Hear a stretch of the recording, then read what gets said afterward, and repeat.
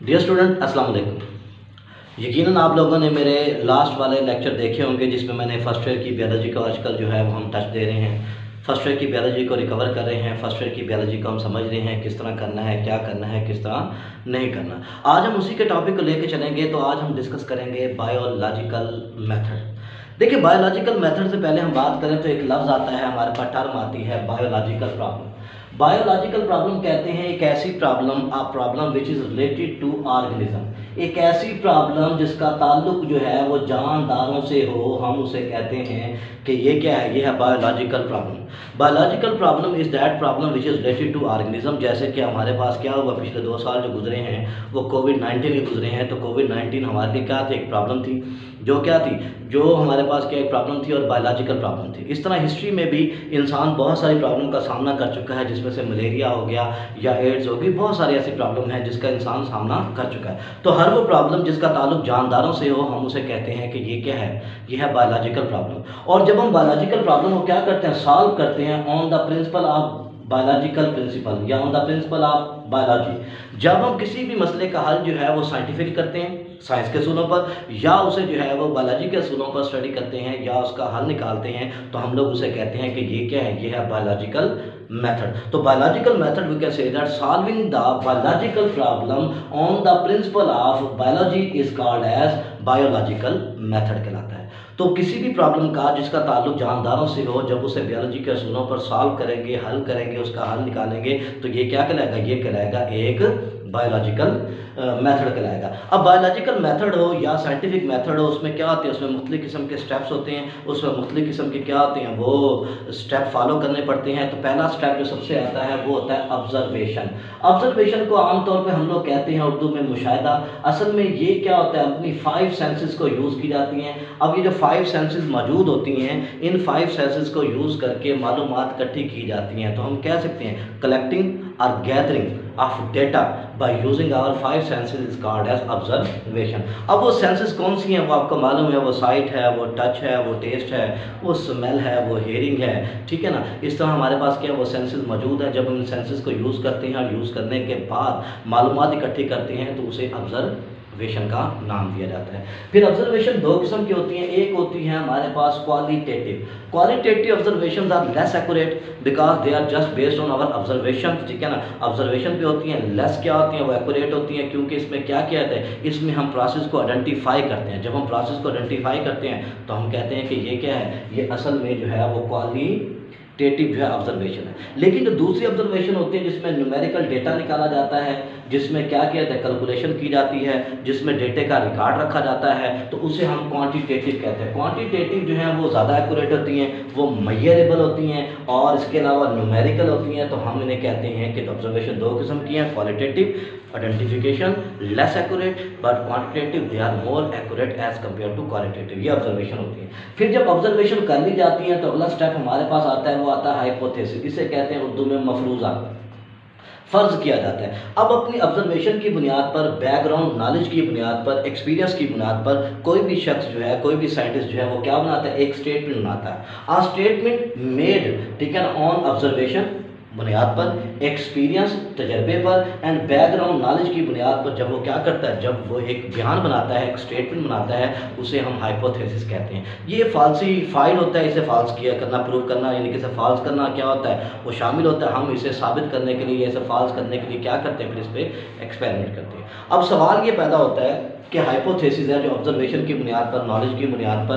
Background के information की बुनियाद पर हमने एक स्टेटमेंट बना ली। अब ये बनेगी कैसे, अब इसे कहते हैं, हमारे पास नेक्स्ट उसमें स्टेप होता है, वो होता है फार्मूलेटिंग ऑफ हाइपोथेसिस। इसके लिए क्या किया जाता है, इसके लिए एक लॉजिकल कंक्लूजन निकाला जाता है। अब वो जो लॉजिकल कंक्लूजन इसमें निकाला जाता है, उस लॉजिकल कंक्लूजन को कहा जाता है deduction. Deduction is a logical conclusion. अब हमने कंक्लूजन निकालना है लॉजिकली, ताकि हमारी क्या हाइपोथेसिस जो है ना वो बन सके। तो उसके लिए हम डिडक्शन करते हैं। फिर डिडक्शन रीजनिंग जो है ये 2 किस्म की है। पहली है deductive reasoning.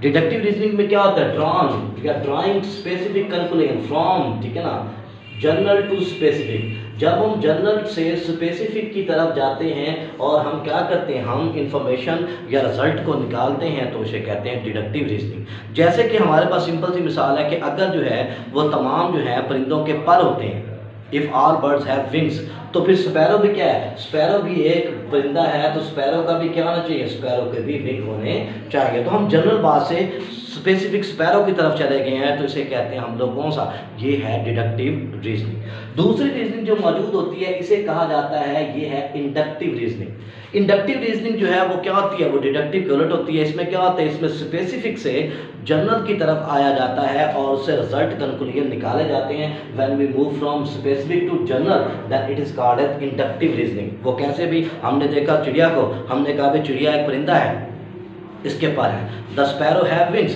Then parrot is also a bird, तो पैरट के भी क्या होना चाहिए, विंग। ईगल के भी क्या होना चाहिए, विंग। इस तरह क्या है, इस तरह मुख्तलिफ जो परिंदे हैं उनके भी क्या होना चाहिए, पर होने चाहिए। तो इसका मतलब हम क्या, स्पेसिफिक से जब जनरल की तरफ आए हैं तो हमने इसे कहा है कि ये क्या है, ये हमारी रीजनिंग है, लेकिन कौन सी, इंडक्टिव रीजनिंग मौजूद होती है। अब आते हैं other ways of farming hypothesis. अब ये तो डिडक्टिव और इंडक्टिव रीजनिंग हो गई, यानी कि डिडक्शन हो गया। ये तो एक तरीका है जिससे हम क्या करते हैं, जिससे हम जो है वो हाइपोथेसिस बनाते हैं। इसके अलावा भी हाइपोथेसिस बनाने के दूसरे तरीके भी होते हैं। पहला तरीका उसमें मौजूद है इमेजिनेशन, हम चीज़ों को इमेजिन करते हैं, या इंट्यूशंस कहते हैं तखय्युल करना, चीज़ों को सोचना, सोच के क्या करना, हाइपोथेसिस बनाना। या एस्थेटिक प्रेफरेंस, हमारा जमालियाती नेचर के लिए क्या होती है, वो एक लव है, उस लव को हम बेस बनाकर बाज़ दफ़ा क्या करते हैं, हाइपोथेसिस को बना लेते हैं। या फिर क्या होता है, रिलीजियस फिलासफी, हमारे पास हमारा मज़हब या हमारी जो फिलासफी होती है वो हम उसे बेस बनाकर क्या करते हैं, कोई हाइपोथेसिस बना सकते हैं। या बाज़ दफ़ा क्या होता है, वी आर डिस्कवरिंग समथिंग, ठीक है ना, एंड समथिंग एज डिस्कवर्ड, हम कोई चीज़ डिस्कवर कर रहे थे लेकिन हमसे कोई और चीज़ डिस्कवर होगी, तो एक नया हमने हाइपोथेसिस बना ली। तो इसका मतलब है कि हाइपोथेसिस बनाने के और भी तरीके होते हैं डिडक्टिव और इंडक्टिव रीजनिंग के अलावा। अब ये हमारी हाइपोथेसिस बन गई। अब इस हाइपोथेसिस को हमने क्या करना है, इस हाइपोथेसिस को हमने फाल्सिफाइड करना है, इसको हमने रॉन्ग साबित करना है, ताकि क्या हो, ताकि जो है हम नया हाइपोथेसिस बना दें। क्योंकि अगर हाइपोथेसिस करेक्ट साबित होती है तो उसे बार बार टेस्ट किया जाएगा ताकि वो थ्योरी या फिर लॉ बन सके। तो उसके लिए हमें क्या करना पड़ेगा, हमें उस पर करना पड़ेगा experiment. Our hypothesis it tested again and again, और ये बार बार क्यों करें, टू प्रूव इट फाल्सिफाइड, हम साबित करना चाहते हैं कि हमारी हाइपोथेसिस फॉल्स है। उसको गलत साबित करने के लिए हम बार बार उस पर क्या करते हैं, एक्सपेरिमेंट करते हैं। फिर ये एक्सपेरिमेंट भी दो किस्म के होते हैं, एक होते हैं कंट्रोल, एक होते हैं एक्सपेरिमेंट। एक्सपेरिमेंटल वो होता है जिसको हम यूज़ कर रहे होते हैं एज एक्सपेरिमेंट, और कंट्रोल इसलिए रखा जाता है जो नॉर्मल कंडीशन में होता है, ताकि हम उसके साथ उसका कंपेयर कर सकें। तो उसके लिए क्या किया जाता है, फिर एक्सपेरिमेंट किए जाते हैं और एक्सपेरिमेंट के बाद रिजल्ट बनाए जाते हैं। अगर एक्सपेरिमेंट के बाद रिजल्ट बनते हैं और एक टेस्ट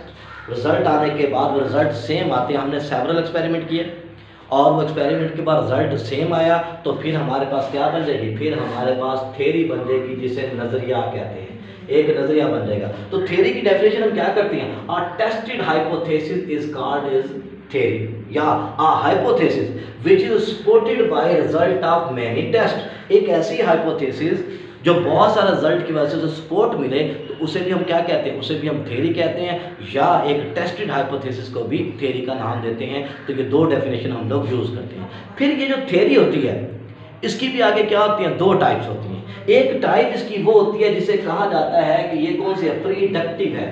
प्रीडक्ट का मतलब होता है प्रिडिक्शन करने वाली, पेश गोई करने वाली, आने वाले वक्त के बारे में बताने वाली, आने वाले प्रोसेस के बारे में बताने वाली। यानी कि इस थ्योरी की खासियत ये होती है कि ये एक्सप्लेनेटरी पावर रखती है, ये चीज़ों को एक्सप्लेन करने की एबिलिटी रखती है कि अगर कोई फिनोमेना इसके अलावा भी कोई हो रहा है तो ये उसको भी कवर करती है और बताती है कि ये फिनोमेना क्या हो रहा है। यानी कि ये प्रेडिक्टिव होती है, आने वाले फिनोमेना के बारे में बता सकती है, आने वाले प्रोसेस के बारे में बता सकती है। तो इसलिए हम इसे कहते हैं कि ये एक्सप्लेनेटरी पावर रखती है, तो ये प्रेडिक्टिव होती है।